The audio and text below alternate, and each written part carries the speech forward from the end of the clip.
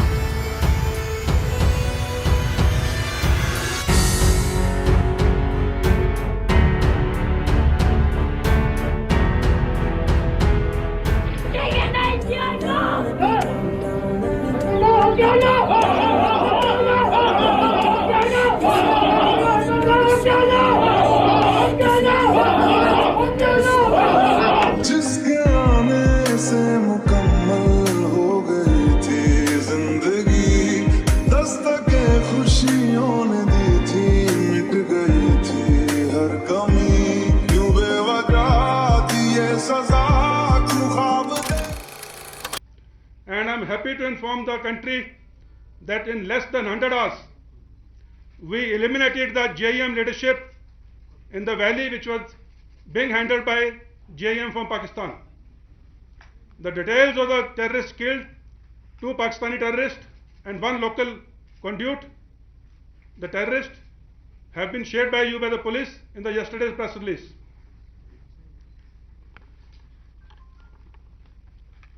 I would also like to tell one thing to the parents of the local youth, especially the mothers, because I understand and I know in a Kashmiri society, mother has a great role to play.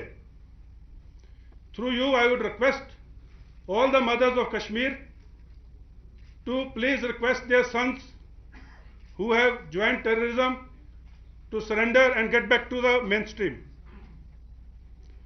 Anyone who has picked up gun in Kashmir will be eliminated unless he surrenders. And this is a message and a request to all the mothers. Please tell your children to surrender. There is a very good surrender policy being initiated by the government so that they can join the mainstream and pursue with their life and their future course. Otherwise, anyone, as I said earlier, anyone who has picked up the gun will be killed and eliminated. निर्णायक कदम की जरूरत है। किसी और देश ने आतंकवाद को ऐसा नहीं झेला जैसे भारत, किसी और का ऐसा पड़ोसी नहीं है जैसा हमारा। हर चीज़ की हद होती है। उरी और बालाकोट के जो मैसेज जो थे, ये भी एक किस्म से इंडिया वे का एक उदाहरण, राष्ट्र सुरक्षा के बारे में। और इसमें भी कभी कभी ऐसी चुनौतियाँ आती हैं जहाँ निर्णायक कदम की ज़रूरत होती। अब इसका मैं कहूँगा सबसे ऑब्वियस एग्जांपल जो है ये आतंकवाद है कि हम सब जानते हैं किसी और देश ने आतंकवाद को ऐसा नहीं झेला जैसे भारत, क्योंकि किसी और का ऐसा पड़ोसी नहीं है जैसा हमारा है। पर कभी कभी हर चीज़ की हद होती है और वो सीमा जब उरी हुआ, जब पुलवामा हुआ, हमें निर्णायक कदम लेने चाहिए थे।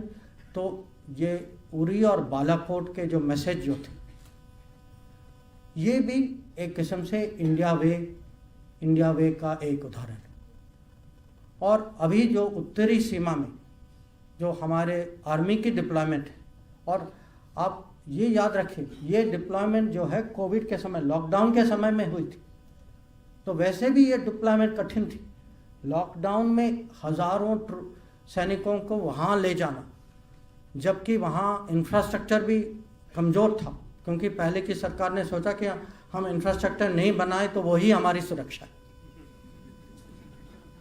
तो कमज़ोर इंफ्रास्ट्रक्चर में कमज़ोर इंफ्रास्ट्रक्चर में हज़ारों सैनिकों को वहाँ उस और ये 10,000 15,000 फुट की मैंने चढ़ाई की बात कर रहा हूँ।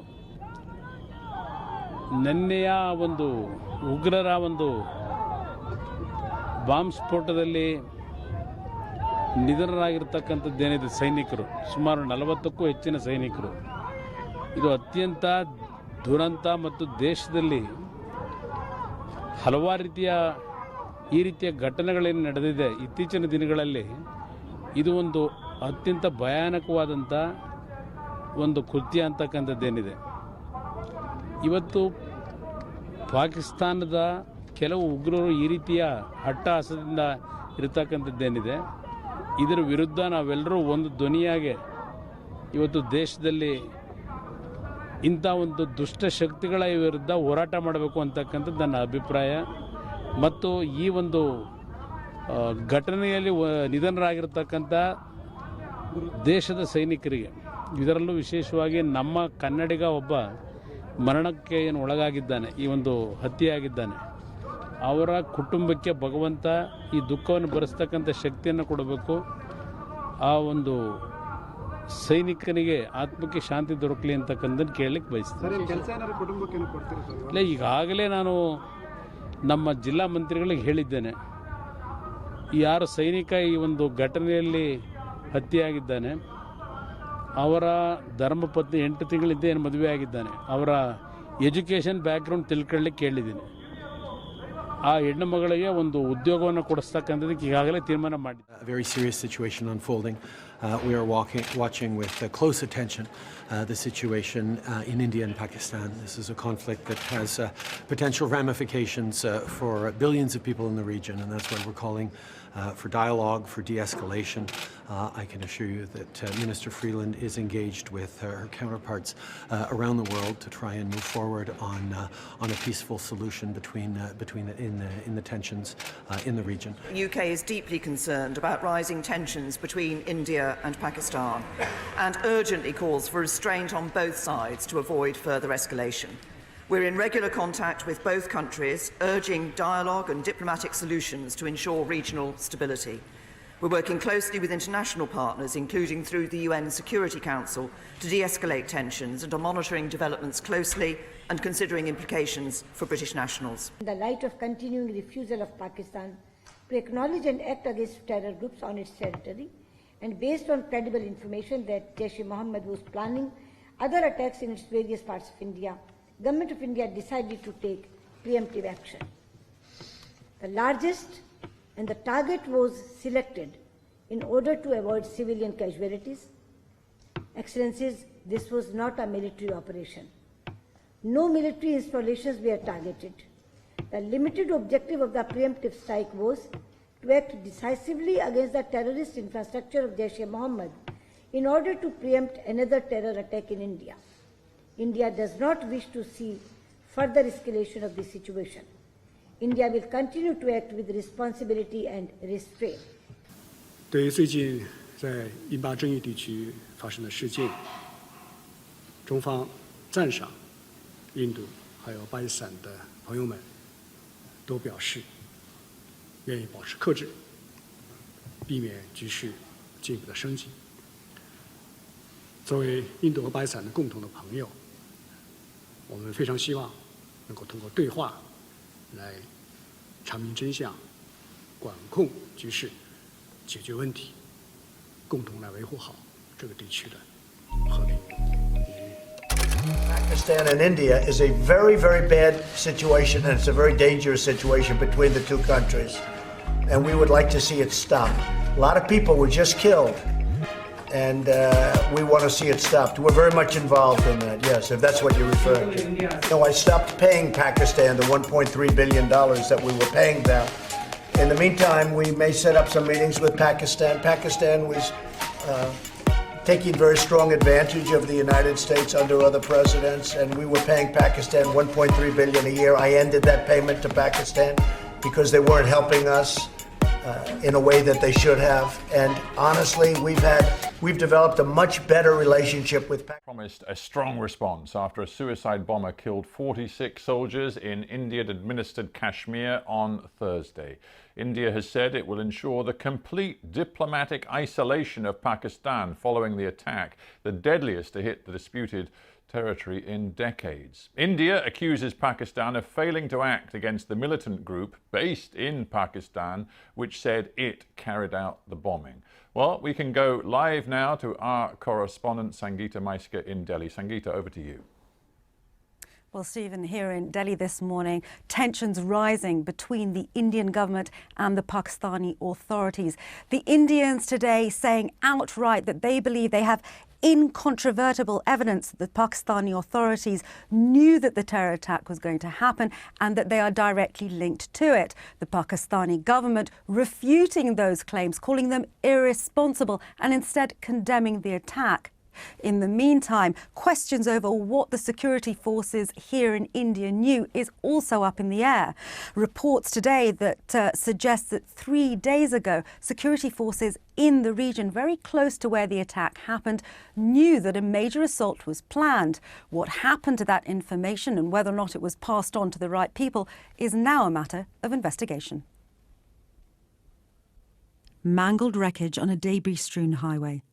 All that's left in the aftermath of a massive attack launched by Islamist militants in which a suicide bomber drove a car packed with explosives into a bus carrying over 40 paramilitary personnel in Indian-administered Kashmir. No one on board survived, and with dozens more being treated in hospital for their injuries, officials have warned that number is likely to rise. This morning, India's Prime Minister warned that the attackers would not go unpunished. A befitting reply will be given to the perpetrators of the heinous attack and their patrons. No force will succeed in disturbing peace, progress and stability of India. Ajay रहने का है, विजयी रहने का है, लेकिन किसी के हक को छीनना ये भारत का चरित्र नहीं है। और ये तो भगवान रामचंद्र जी और लक्ष्मण का जो संवाद है लंका छोड़ते समय, तब भी उस सिद्धांतों को हमने देखा है। लेकिन जब कोई टेररिज्म एक्सपोर्ट करने का उद्योग बना करके बैठा हो, मेरे देश के निर्दोष नागरिकों को मौत के घाट उतार दिया जाता हो, युद्ध लड़ने की ताकत नहीं है, पीठ पर वार करने के प्रयास होते हो,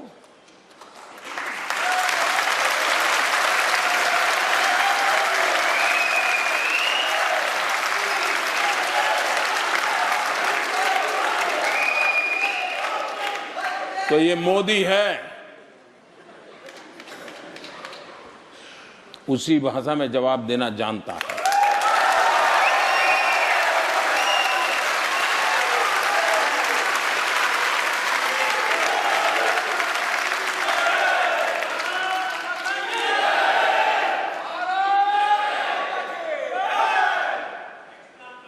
हमारे जवानों को टेंट में सोए हुए थे रात को, कुछ बुद्धि लाकर के उनको मौत के घाट उतार दे।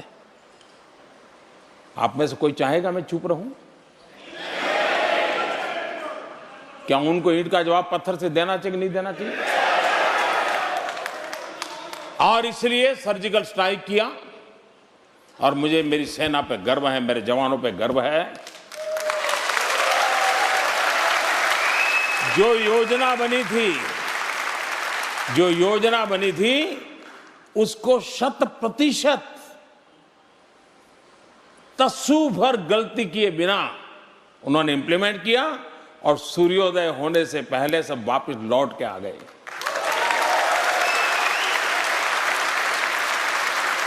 और हमारी नेकदिली देखिए।